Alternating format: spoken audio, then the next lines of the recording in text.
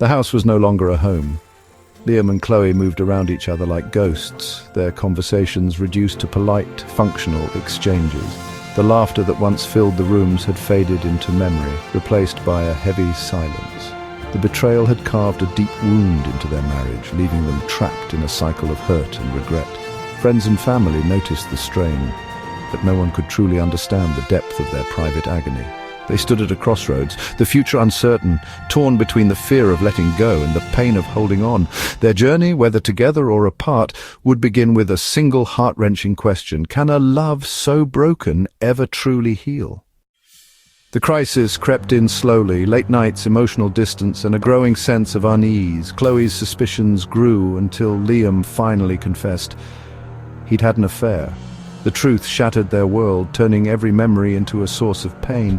Trust, once effortless, was now dust. Chloe felt hollowed out, questioning everything. Liam was consumed by guilt and shame. His explanations felt empty, his regret relentless. Nights were filled with tears and accusations, days with unbearable silence.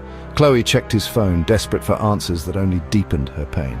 Liam tried to make amends, but the chasm between them seemed insurmountable. Their love was buried under layers of hurt and broken trust. The weeks after the confession blurred into misery. The house became a battleground of sorrow, every corner a painful reminder of what was lost. Chloe retreated into herself, isolated by grief. Liam, haunted by regret, slept on the sofa. Their emotional distance grew, making even simple communication feel impossible. The breaking point came when Chloe whispered, "I don't know if I can do this anymore." Her quiet despair was more cutting than any argument. That night, the reality of their situation settled in. They were at rock bottom. Divorce loomed.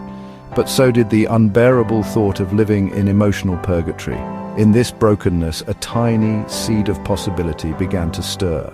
Could they find the strength to try to rebuild? After the storm, a fragile quiet settled over the house. Liam left a handwritten letter for Chloe, an honest apology, no excuses, just sorrow for her pain. Chloe read it through tears, feeling a flicker of something beyond anger. Later, she told Liam, "I don't know if we can fix this, but I don't want to give up without trying." It wasn't a reunion, but a tentative step forward.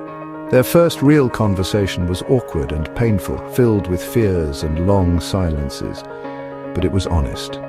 Hope emerged, not for a perfect marriage, but for the chance to communicate again. They agreed to seek professional help, committing to try, even if the path ahead was uncertain. This small decision was their first shaky step toward healing. The hope was practical, to coexist without more pain, to maybe one day look at each other without the shadow of betrayal. It was the beginning of a long, arduous journey. Healing began in the quiet office of a marriage counselor. Guided by a professional, they learned to communicate without falling into old patterns. Chloe expressed her anger and grief.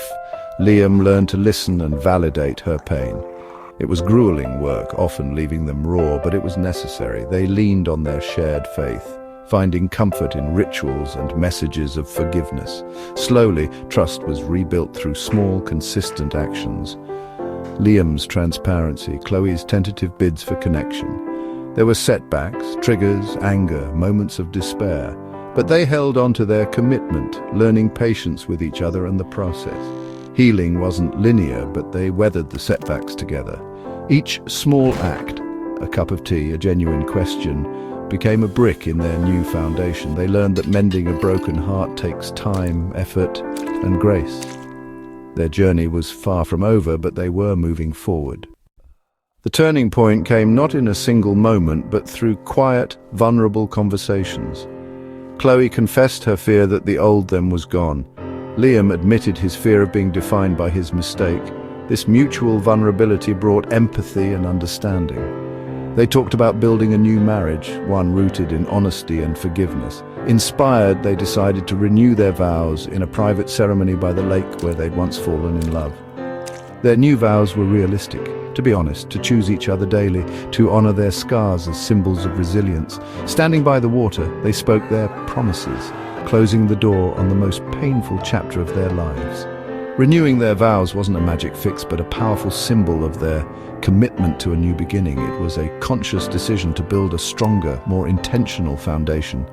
Together they began to look forward, not back. Years later, Liam and Chloe's marriage is different, stronger, marked by the gold of healing. Their scars are part of their story, a testament to survival and the power of grace. They've learned that perfect relationships don't exist, but resilient ones do.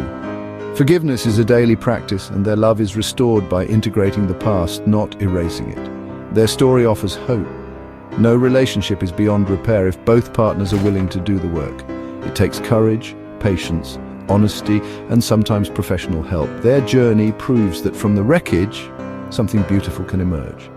With effort and faith, even the most broken things can be made whole again. If you enjoyed this story, please subscribe for more inspiring content.